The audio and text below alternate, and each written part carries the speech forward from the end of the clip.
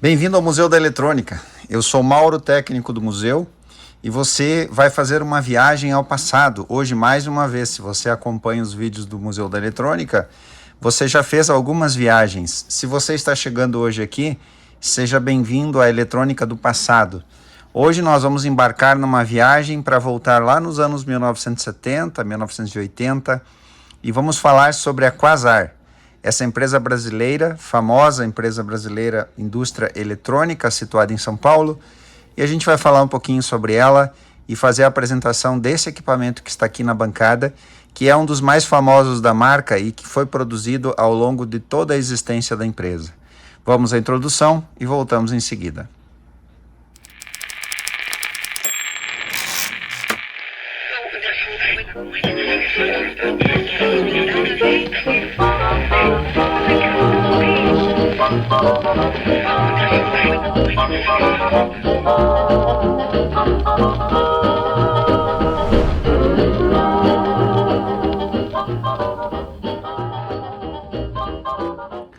Antes de falarmos da Quasar, eu tenho que lhe pedir que, se você assiste os vídeos do canal do Museu da Eletrônica, se inscreva. Não custa absolutamente nada para você. Basta você clicar aí no botão para se inscrever e ativar todas as notificações lá no sininho. Assim você ajuda o canal a crescer, você ajuda para que ele seja melhor descoberto por outras pessoas, e assim o YouTube verá que você está interessado, está se engajando, e o canal vai crescer.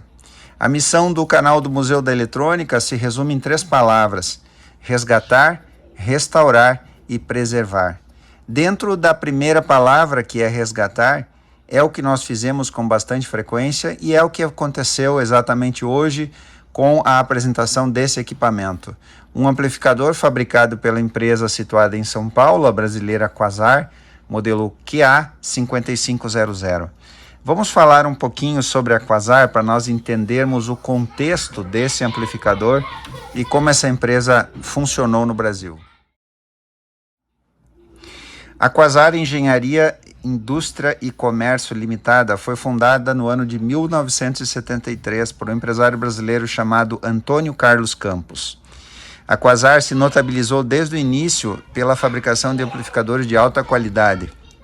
Basta você olhar para esse equipamento e você vê nos detalhes, na riqueza dos detalhes e nos vários recursos que ele tem, você já vê a que e para que a Quasar veio e fabricou.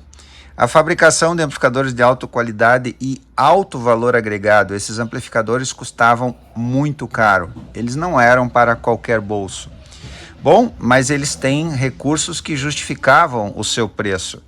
Desde o início, a Quasar fabricou amplificadores que não só eram amplificadores, mas eram dotados de mixers, como o próprio nome desse equipamento já diz aqui na serigrafia, Profissional Stereo Mixer Amplifier.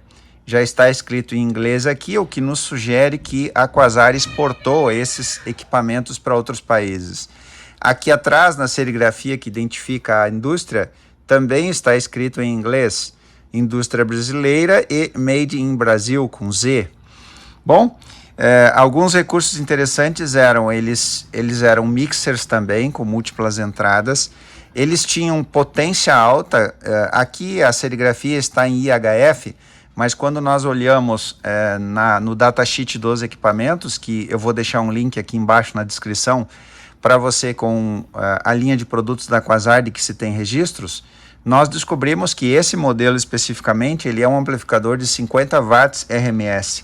Então, realmente é um equipamento para áudio de quem vai ter caixas de som ou sonofletores maiores e pretende escutar música bastante alta. Se você usar 4 ohms nesse amplificador, ele chega a 110 watts RMS. Bom, continuando na história da Quasar, a empresa atuou de 1973, na sua fundação, até 1989, quando veio a fechar e não fabricou mais nada. Foram 16 anos de produção que nos deixaram um legado de equipamentos muito bonitos e que também tem uma excelente qualidade de áudio e de fabricação. Entre 1973 e 1982, a Quasar se tornou um dos maiores fabricantes de amplificadores do Brasil. E tem uma característica interessante, Diferente talvez das suas concorrentes poderosas como Gradiente, Polivox e outras, a Quasar era uma empresa genuinamente nacional e que continuou produzindo equipamentos nacionais do seu início até o seu fim. No site Audiorama, que eu vou deixar o link aqui embaixo, você vai encontrar 30 modelos que nós encontramos ainda registrados na internet desses equipamentos. Talvez existam outros modelos, mas infelizmente no Brasil, não há a cultura de documentação. Nós temos uma grande dificuldade de pesquisar a história das empresas que são importantes para a indústria eletrônica nacional, que nós chamamos do período clássico da eletrônica.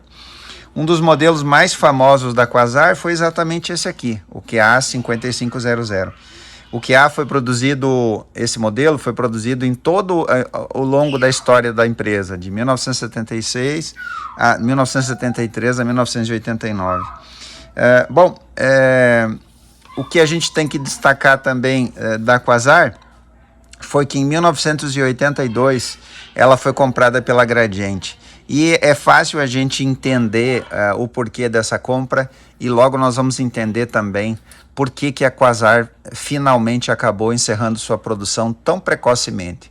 16 anos para uma indústria ou para uma empresa é pouquíssimo tempo, mas o mérito que a Quasar tem é que quando nós lemos as poucas informações que existem sobre o seu fundador, sobre o empresário paulista chamado Antônio Carlos Campos, nós encontramos a informação de que esse homem era um apaixonado incurável por eletrônica e que ele buscava sempre a excelência na fabricação dos seus produtos.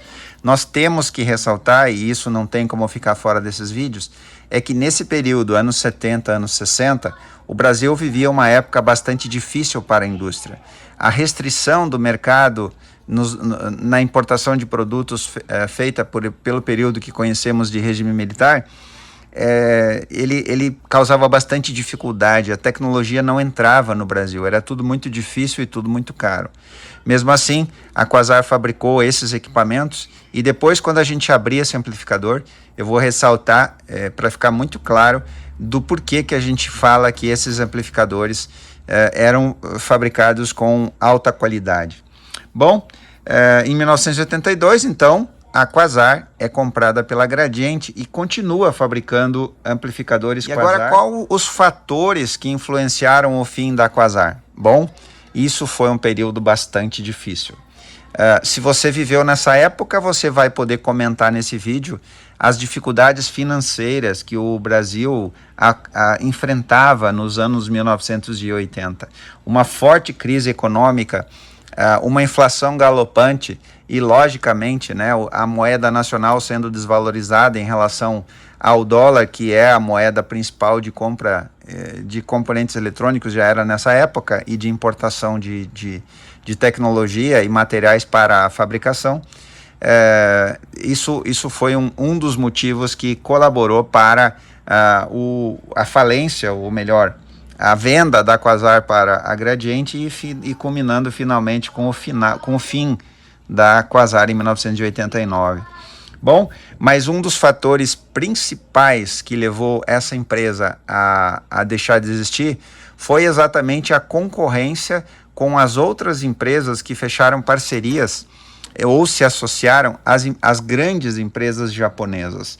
É completamente impossível competir com a tecnologia e a fabricação e a produção dos equipamentos japoneses.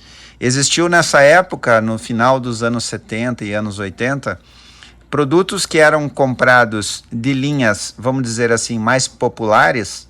Então, quando você se dirigia a uma loja e você queria comprar algum equipamento de áudio ou eletrônico, você encontrava marcas que eram mais baratas, como Taterca Linear e outras que existiram uma quantidade quase que incontável de fábricas eletrônicas no Brasil nessa época. Fran, por exemplo, era uma marca que tinha um valor agregado mais baixo e que atendia os bolsos que podiam comprar e pessoas que eram menos exigentes por não ter poder aquisitivo. Mas quando você tinha poder aquisitivo para compra, existiam lojas especializadas com os equipamentos que já estavam vindo do Japão, como por exemplo TIAC, Marantz, Fischer. Esses equipamentos eles custavam uma fortuna nessa época, mas para aqueles que podiam pagar, eles estavam disponíveis. Bom, quando nós falamos da eletrônica da Quasar, a eletrônica da Quasar ela não se diferencia muito com as marcas mais famosas da época, como Gradiente e Polivox.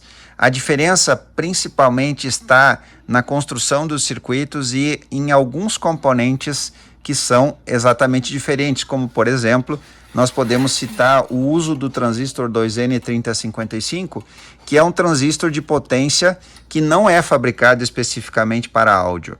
Os transistores especiais para áudio, ou específico para áudio, são os transistores japoneses da linha 2SC, 2SA, ou os transistores americanos da linha 2N. Mas isso é assunto para outro vídeo. Talvez você nunca tenha ouvido que os transistores 2N3055 não são específicos para áudio, não são. Eles são transistores lineares de potência e se a gente quiser fazer algum dia alguma melhoria num equipamento desses, uma das coisas talvez seria conseguir os transistores especiais para áudio fabricados no Japão ou nos Estados Unidos e fazer essa substituição. Mas isso nós não faremos, porque aqui a gente já tem um amplificador que tem uma distorção harmônica considerável, razoável. O THD desses amplificadores não é alto, ele fica na faixa de 1%. Bom, o que aconteceu então? Indústrias brasileiras, elas se associaram às indústrias japonesas. Isso começou já nos anos 70, mas isso se intensificou muito nos anos 1980 e isso caracterizou uma forte concorrência para a Quasar. Por exemplo, a CCE se associou à Crown japonesa e à Colaro. E, logicamente, quando essas empresas japonesas se associaram com as brasileiras, ou vice-versa, as brasileiras se associaram com as japonesas, o nível dos equipamentos nacionais disparou, ele foi para as nuvens, porque eles ficaram agora comparáveis às grandes marcas japonesas. A Gradiente, por exemplo, a própria Gradiente que nós já dissemos que comprou a Quasar, ela se associou à JVC e à Sony. Então, imagine, você que conhece a qualidade desses equipamentos japoneses, você já pode ficar pensando o que aconteceu na linha de produção dessas indústrias quando os japoneses chegaram. Outras marcas mais conhecidas que avançaram nos anos 80, 90 e até 2000 foram, por exemplo, a National, que se associou à Matsushita. Também a Evadin se associou à Aiko, japonesa. E, finalmente, que a gente pode citar, que são conhecidas, a SEMP, né? A Sociedade Eletromercantil de São Paulo se associou a Toshiba. E lá nos anos 1990, se você já era adulto, era muito comum você encontrar nas lojas, por exemplo, os televisores SEMP Toshiba. Bom, isso foi, digamos, o fator preponderante para levar ao final da Quasar, porque ela finalmente não fez essa associação. Talvez se lá nos anos 1970 a Quasar tivesse se associado também igualmente às suas concorrentes, a Polivox, a Gradiente, tivesse se associado aos japoneses, talvez a Quasar tivesse tido um fim diferente. Mas o que talvez foi o fator determinante do final, né? O que foi o apagar de velas da Quasar foi exatamente a mudança dos mercados do mercado de amplificadores, e isso aconteceu em todo o mundo. Lá no final dos anos 80, a popularização dos formatos de música diferentes, como por exemplo a chegada do CD, fez com que os hábitos das pessoas mudassem. E aí a gente entra nos anos 90 e a história é totalmente diferente. Bom, esse resumo é para contextualizar esse vídeo. Vamos agora à segunda parte desse vídeo, que é a apresentação desse equipamento. O modelo, que é a 5500, que você vê hoje aqui na bancada do museu, ele é, na verdade, a segunda versão desse equipamento. Nós dissemos antes que esse aparelho ele foi fabricado desde o início da Quasar até o seu final, ou seja, desde 1973 até 1989. Foram 16 anos de produção do famoso amplificador KA5500. Como que isso aconteceu então? A primeira versão, fabricada em 1973, que agora aparece para você aqui em cima nessa imagem, a foto, também retirada lá do site Audiorama, foi também um profissional mixer amplifier, porém ele tinha diferenças, o painel era um pouco diferente e os VUs aqui, como você pode ver na foto, eles eram redondos. Em seguir, esse modelo, o primeiro modelo, 1973 a 1975, foi produzida apenas 2 anos, é o mais raro de todos por ter, logicamente, ter sido produzido no início da empresa em menor quantidade, e ele é bastante difícil de encontrar, especialmente em 2024. O próximo modelo, que é a segunda versão, que é essa aqui que está na bancada, começou a ser fabricado em substituição à primeira versão. Então a segunda versão do KA5500 começou a ser fabricada em 1975 e foi até 1982. E a gente pode arriscar dizer que é a versão mais popular, porque foi o mais produzido e o mais vendido. Então, muito provavelmente você que está assistindo esse vídeo já teve ou até tem um modelo como esse. Talvez esse modelo, esse equipamento, esse exemplar que está aqui na bancada do museu, seja um pouco mais raro do que qualquer outro que você viu, porque a gente vai mostrar daqui a pouco ele por dentro. Eu já olhei e foi uma surpresa maravilhosa olhar esse equipamento por dentro, e logo eu vou compartilhar isso com vocês. Finalmente, a terceira versão, ela substitui então essa versão que está aqui na bancada, e ela começa a ser fabricada em 1982 e 1989, já sob a marca da Gradiente. O Quasar, então, da terceira versão, ele é um amplificador com maior potência. E agora a gente pode traçar um comparativo entre a segunda e a terceira versão. Por que a terceira versão substituiu a segunda? Nesse amplificador, nessa versão que está aqui na bancada, nós temos um amplificador de 50 watts RMS em 8 ohms, com 1% de distorção harmônica, ou THD, e 64 watts RMS em 4 ohms. A impedância de saída vai de 4 a 16 ohms. Isso é bastante interessante, que nos dá uma flexibilidade muito legal para a utilização de caixas de som nesse equipamento. São 4 saídas, ele é estéreo, 2 canais, e você pode usar o sistema A e o sistema B. O som com 4 caixas fica muito bom. O consumo desse amplificador é 15 volt-ampere, ou VA, sem sinal, em repouso, e pode chegar a 160 VA com o máximo de sinal. São 9,2 quilos, um equipamento bastante robusto. Ele tem bastante metal, todas as laterais aqui são os dissipadores de calor, e aqui dentro desse compartimento a gente encontra os dois transistores de potência, 2 N3055, 2 de cada lado. Então o calor ele é logicamente externo, o que favorece muito o resfriamento dos transistores de potência. Isso era usual nessa época. A diferença então da versão 2 para a versão 3 é que na versão 3 a potência fica mais potente, e ele vai para 78 watts RMS. Esse aqui é 50 watts, o outro vai para 78 na versão 3, e em 8 ohms, e em 4 ohms esse aqui é 64 watts, e o modelo 3 vai para 110 watts RMS. Bom, isso é o resumo dessas 3 versões do famoso amplificador KA5500. E agora, na próxima parte desse vídeo, nós vamos olhar esse exemplar especificamente. O KA5500 Profissional Stereo Mixer Amplifier, ele de cara chama a sua atenção porque ele tem uma frontal imponente e muito bonita. Se nós olharmos, por exemplo, as chaves, elas seguem um alinhamento estético na parte de cima do amplificador, e todas elas têm as suas hastes em 45 graus. Se está ligado, são 45 graus para cima, se está desligado, são 45 graus para baixo. Isso era usual, inclusive, nos amplificadores japoneses. Muito provavelmente aqui tenha sido uma cópia de tendência mundial. Todas as chaves, elas seguem essa mesma lógica. Elas são chave tipo gangorra, que ficam em 45 graus para cima ou 45 graus para baixo.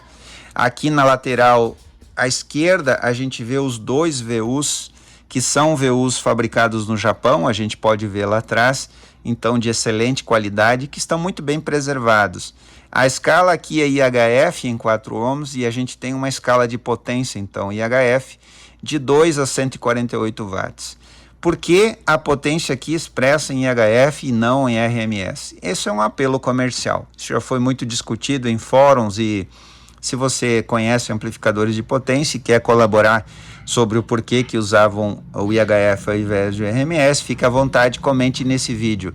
Mas se você lembrar, a partir dos anos 1990, 2000, era comum você chegar nas lojas e encontrar caixas de som em amplificadores de 1.000, 2.000 watts PMPO, que é uma outra grandeza que também a gente sabe que tem um forte apelo comercial.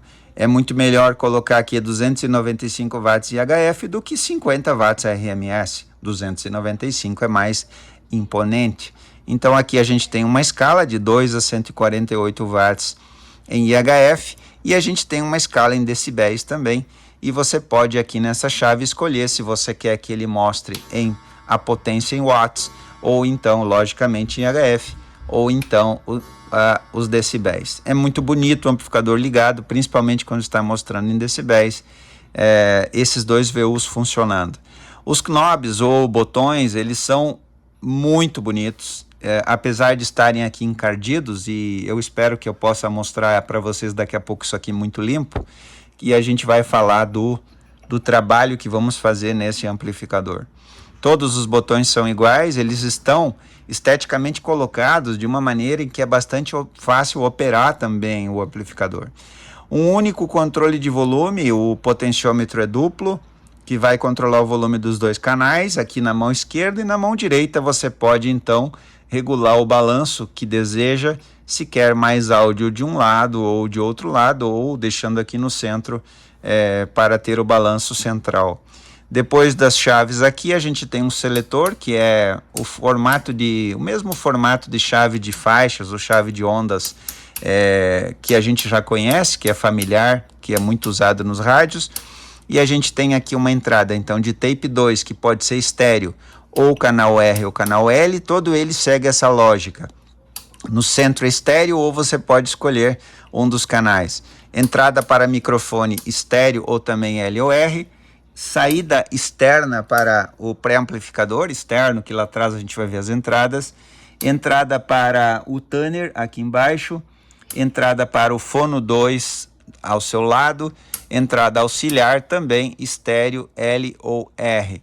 Aqui então você comuta entre decibel ou potência em watts aqui no VU. O monitor do tape 2 ou desligado. Filtro de alta ou desligado. Estéreo ou reverse, mono ou estéreo, fono 1 ou tape 1. Aqui a gente tem um mixer 1, aqui o mixer 2 e aqui finalmente os graves e os agudos para serem ajustados. Aqui do lado a gente pode ligar o loudness ou se quiser deixar desligado.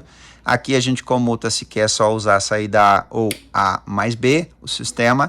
E aqui o power on ou off do equipamento. Esse é o resumo da frontal e aqui atrás a gente tem então uma vasta opção de entradas e saídas do equipamento.